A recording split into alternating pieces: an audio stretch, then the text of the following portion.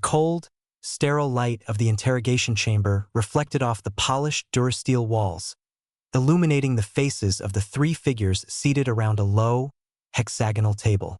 On one side, two beings of the Atrian hegemony, species 743 on the galactic classification scale, sat rigid and imposing. Their skin, a mottled gray-green, was tough and scaled. Their eyes, multiple and faceted, shimmered with an unsettling intelligence. Commander HFY, the senior interrogator, was a towering figure, his mandibles clicking with barely contained impatience. His counterpart, researcher Threll, was smaller, more wiry, his 6 slender fingers dancing over a datapad, eager to record the expected confession. Across from them, seemingly unimpressed by the intimidating presence, sat a human. John, as he had introduced himself, was a deceptively ordinary specimen of species 681. His short, dark hair was slightly disheveled. His blue eyes, startlingly bright in the harsh light, scanned the room with a calm that HFY found utterly baffling. He wore a simple, gray jumpsuit, standard issue for all detention subjects, yet on John, it seemed almost defiant. Subject John, HFY's voice, a guttural rasp translated perfectly by the universal translator embedded in the table, echoed in the small chamber. You are accused of unauthorized entry into restricted hegemony space, multiple acts of property damage, and the willful obstruction of justice. John leaned back in his chair, a faint, almost imperceptible smile playing on his lips. I was lost, he said, his voice surprisingly gentle, a stark contrast to the severity of the charges. And I merely redirected a few asteroids that were on a collision course with my vessel. As for obstruction, I believe I was merely attempting to explain my predicament. Threll snorted, a sound like gravel shifting. Lost? In a fully mapped sector of the galaxy. And you redirected hegemony mining facilities? Your explanation is illogical, human. Perhaps, John conceded, his smile widening slightly. But then, humanity has always been a little illogical, wouldn't you agree? HFY slammed a scaled fist on the table. The sound, amplified by the chamber's acoustics, was designed to intimidate. John didn't flinch. Do not mock us, human. The Atrian hegemony has been policing this sector for millennia. We have seen countless species attempt to defy our laws. None have succeeded. I'm not trying to defy anything, Commander, John replied, his gaze unwavering. I'm just trying to understand why you're so angry. This calm, almost infuriatingly reasonable response only served to further irritate HFY. Angry? We are performing our duty. You have trespassed, endangered our assets, and now you equivocate. We will extract the truth, human. One way or another. Threll, ever the scientist, chimed in. Our psychological interrogation techniques are renowned throughout the quadrant. We can break any mind, human, even yours. He held up his datapad, displaying complex neural scans and psychological profiles. We have studied your species, your emotional vulnerabilities, your cognitive biases. We know exactly how to dismantle your resistance. John simply nodded, a contemplative look on his face. I'm sure you do, but have you ever considered that perhaps you don't know everything? The Atrians exchanged a glance. This human was different. Most species, when confronted with the Atrian hegemony's reputation, quivered. They offered desperate pleas, fabricated excuses, anything to avoid the full extent of Atrian justice. John, however, seemed to view the entire process as a rather dull academic exercise. Let us begin with the unauthorized entry. HFY began, his voice dropping to a low growl, laced with a subtle sonic frequency designed to induce anxiety.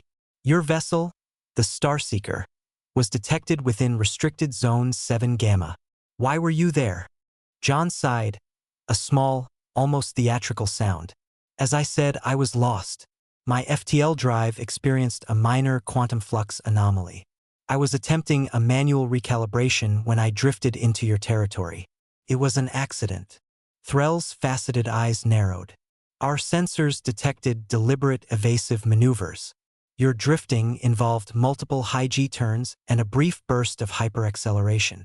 That was the manual recalibration, John explained, as if it were the most obvious thing in the galaxy. When the quantum flux occurs, the ship's navigation systems can become erratic. I was trying to correct its course, prevent it from impacting something important like, say, a hegemony mining facility. HFY's mandibles clicked. And the property damage? Our facilities were not redirected. They were impacted. Significantly. John's brow furrowed. Ah yes, that. Well, in my defense, I did try to warn them. I broadcasted multiple distress signals. I even attempted to communicate directly. But your automated defense grid, it just kept firing. Our automated defense grid is designed to repel intruders, HFY bellowed, rising slightly from his seat. And it was doing a very good job of it, John agreed, nodding earnestly. But it was firing at my ship, which was trying to avoid hitting your facilities. It became a bit of a self-fulfilling prophecy, wouldn't you say? If it hadn't kept firing, I might have had more time to maneuver. Threll tapped rapidly on his datapad. This is preposterous. Your story is full of inconsistencies and logical fallacies. To a highly logical species, perhaps, John said, shrugging. But humans, we're not always logical. Sometimes we just react. And sometimes those reactions, while not strictly logical, can be surprisingly effective. HFY leaned forward, his voice now a low, menacing hiss. We have ways of making you truthful, human. We can access your memories, extract your deepest fears, expose your hidden motives. John's smile faded, replaced by a look of genuine concern. Is that really necessary, Commander? I'm telling you the truth, from my perspective. Perhaps your perspective is simply different. The Atrians were used to fear. They were accustomed to defiance, to desperation, to cunning attempts to deceive. What they were not accustomed to was this disarming, almost childlike sincerity. It was infuriating. Let us move on to the obstruction of justice, Threll stated, his voice tight with frustration. When our patrol vessels boarded your ship, you resisted. You deployed a smoke bomb, and then proceeded to disable multiple Atrian officers with what you later described as Nerf darts. John winced. Okay, in my defense on that one, I didn't know they were hegemony vessels at first. They just appeared out of nowhere, firing warning shots. I thought I was being raided by pirates. And the smoke bomb was just a recreational fog machine.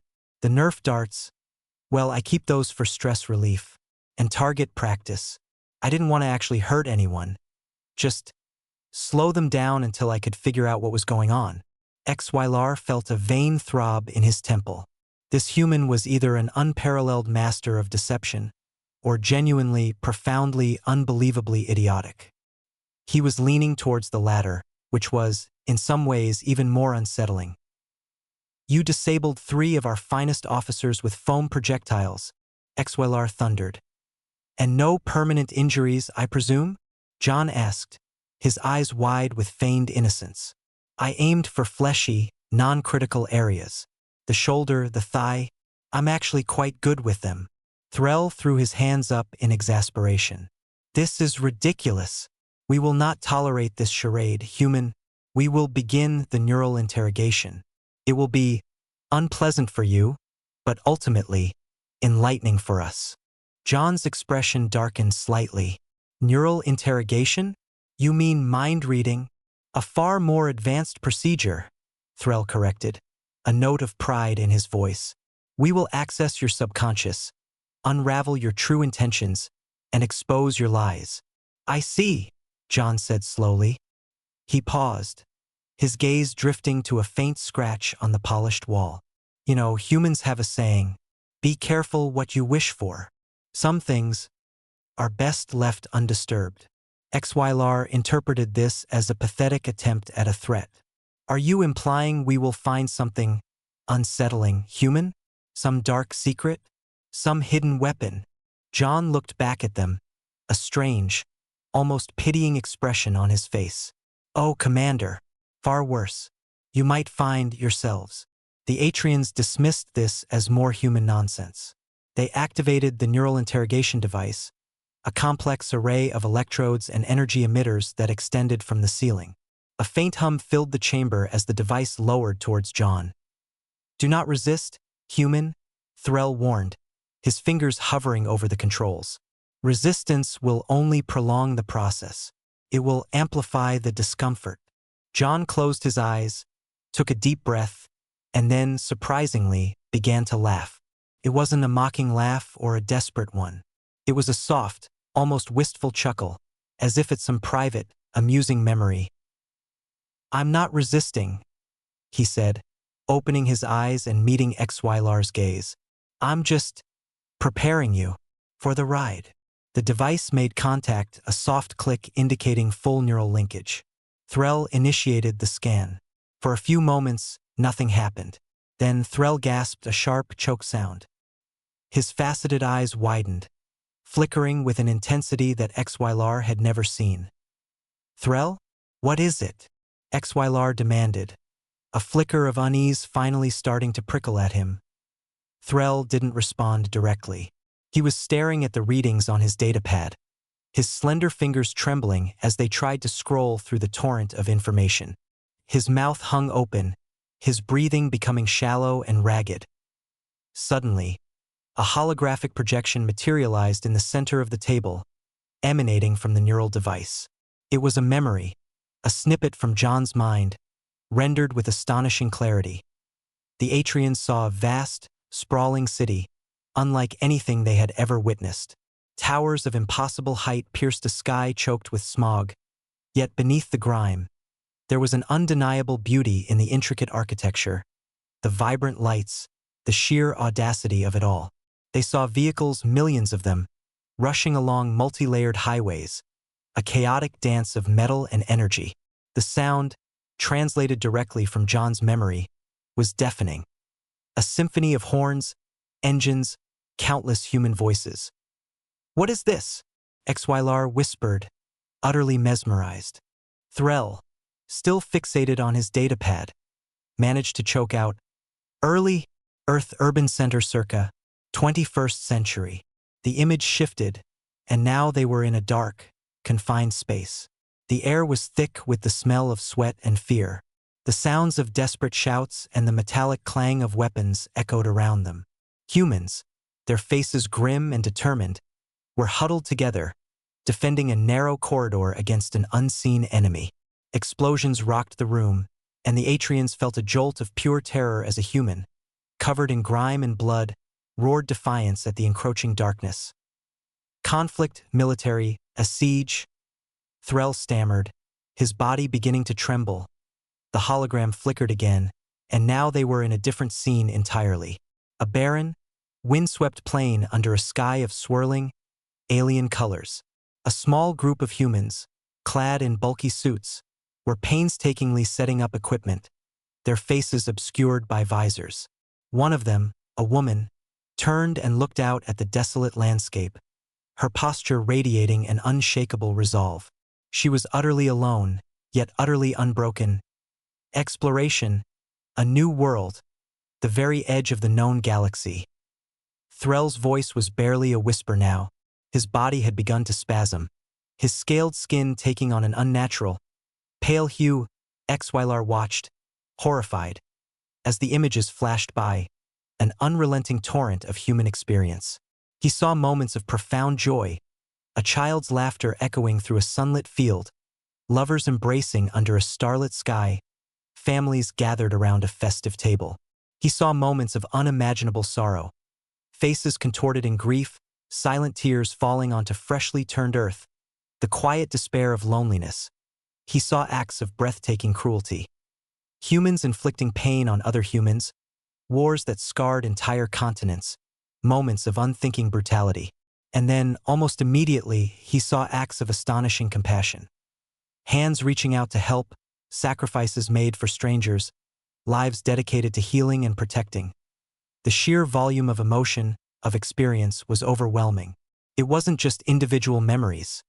It was the collective consciousness, the echoes of billions of lives, spanning millennia. The Atrians, a species that valued logic, order, and control above all else, were being bombarded with the messy, glorious, terrifying chaos of humanity. Threll let out a pained shriek, clutching his head. The datapad clattered to the floor, its screen displaying a chaotic swirl of neural patterns, impossible to decipher. The holographic projection flickered wildly, the images accelerating, overlapping, becoming a dizzying kaleidoscope of human existence. Xylar watched as Threll's eyes rolled back in his head, a thin stream of greenish fluid beginning to trickle from his mandibles. The researcher was experiencing a complete system overload, his mind unable to process the sheer, unbridled intensity of human reality. "Shut it down!" Xylar roared, scrambling towards the controls. But his scaled hands fumbled, his own mind reeling from the residual psychic echoes emanating from the device. He felt a tremor in his own controlled psyche, a faint echo of the human emotional storm that threatened to engulf them all. John, his eyes still closed, seemed to absorb the mental maelstrom with a serene calm. He wasn't resisting, he was simply enduring, and by enduring, he was revealing. The hologram settled on a single image, freezing the chaotic torrent into a moment of poignant beauty. It was a human hand, scarred and calloused, gently cradling a tiny, fragile bird that had fallen from its nest. The sun was setting, casting a warm, golden glow on the scene. The image pulsed with an overwhelming sense of tenderness, of a quiet, fierce protectiveness. Then, John's eyes snapped open. He looked at the two Atrians, one twitching uncontrollably on the floor, the other frozen in horror, his body rigid, his breathing shallow. "See," John said, his voice quiet, almost mournful. "I told you it might be unsettling." The neural device powered down, the hum dying, the electrodes retracting. The silence that followed was profound, broken only by Threll's whimpering and Xylar's ragged gasps. Xylar slowly turned his gaze to John. The human sat there, perfectly still, his blue eyes holding a depth that Xylar suddenly realized he had utterly failed to perceive. He had seen John as a simple subject, a species to be categorized and controlled. Now, he saw a living, breathing paradox. What was that?" Xylar finally managed to whisper, his voice rough with shock. John sighed. "That was just a small taste, Commander. A little glimpse into what it means to be human. The good, the bad, the ugly, the utterly inexplicable. We love, we hate, we build, we destroy, we create beauty from chaos, and chaos from order. We laugh at our own folly and weep for our own mistakes. We reach for the stars even as we cling to the dirt beneath our feet." He paused, a faint, melancholic smile returning to his lips. "And sometimes we get lost. And when we get lost, we try to fix things. Even if it means accidentally redirecting a few of your mining facilities with a quantum flux anomaly and some well-aimed Nerf darts." Xylar looked at Threll, who was now curled into a fetal position, muttering incoherently about infinite variables and unpredictable emotional vectors. The formidable Atrian researcher, renowned for his mental fortitude, had been utterly broken by a mere sliver of human experience. The commander's own mind felt altered. He had always viewed emotions as a weakness, a chaotic force to be suppressed in the pursuit of logical efficiency. But what he had just witnessed was not weakness. It was a raw, undeniable power, a force of nature, untamed and unconquerable. He saw the wars, the suffering, the cruelty, and he felt a brief, instinctive revulsion. But then, he remembered the hand cradling the bird, the quiet acts of heroism, the relentless pursuit of knowledge even in the face of despair. He saw the capacity for both immense darkness and unimaginable light, coexisting within the same fragile vessel. We didn't understand," Xylar admitted, the words feeling alien and clumsy in his mandibles. "We saw a species that defied our logic, and we attempted to force it into our framework." John nodded. "That's a common mistake. With humans, there is no framework. Or rather, the framework is constantly shifting, evolving, breaking, and rebuilding itself. We are a species of contradictions, Commander. A species that will risk everything for a cause and then squabble over the smallest triviality. HFY felt a profound sense of humility, something he hadn't experienced in centuries. He, the hardened interrogator of the Atrian hegemony, had been utterly unprepared for the sheer, unadulterated humanity of his subject. He had expected secrets, conspiracies, hidden agendas. He had found something far more complex, far more challenging. "So, you truly were just lost?" HFY asked, the question laced with a hesitant uncertainty that was entirely uncharacteristic. John shrugged. "Mostly, and I really was trying to avoid hitting your stuff. And those Nerf darts, they're actually quite good for self-defense when you don't want to cause permanent injury." HFY stared at him, then at his convulsing colleague. The charges against John suddenly seemed utterly trivial, lost in the overwhelming tide of what they had just witnessed. How could you apply standard hegemony law to a species that contains such an astonishing, bewildering universe within itself? What do you want?" HFY asked, the question escaping him before he could censor it. John looked genuinely surprised. "Want? I just want to go home, Commander, and maybe get my FTL drive fixed. And perhaps, if it's not too much trouble, a cup of coffee. Real coffee. None of that nutrient paste you call a beverage." HFY blinked, his multifaceted eyes slowly focusing on the mundane request. After the cosmic journey through John's mind, the desire for a simple cup of coffee felt profoundly, beautifully human. He looked at the still trembling Threll, then back at John, who was now patiently waiting, a faint, expectant smile on his face. The Atrian hegemony had spent millennia trying to categorize, understand, and control the myriad species of the galaxy. They had always believed that with enough data, enough logic, any being could be dissected and managed. But humanity was an anomaly. A glorious, terrifying, beautiful anomaly that defied all classification. HFY activated his comms, his voice still a little shaky. "Release subject John. Provide him with a full diagnostic of his vessel and facilitate immediate repairs. And procure some coffee. Explain the situation to the customs agents. He is a unique case." The guards outside, having heard the strange sounds and commotion within the chamber, looked at each other in confusion. They had never heard Commander HFY sound so utterly. Bewildered John stood up, stretching his limbs, a faint crackle of joints echoing in the silent room. He glanced at Threll, still whimpering on the floor, and a look of genuine regret crossed his face. "I am truly sorry about your colleague, Commander," he said, his voice soft. "I tried to warn you." HFY simply nodded, still processing the immense shift in his worldview. He watched as John walked towards the door, his seemingly ordinary human gait now imbued with an almost mythic significance. As John reached the exit, he paused, turning back to face HFY. "You know," he said, a mischievous glint in his blue eyes, "I actually did have a backup plan for getting out of here. Involved a lot of glitter and a particularly loud kazoo." HFY stared, speechless, the audacity, the sheer, unadulterated humanity of it all.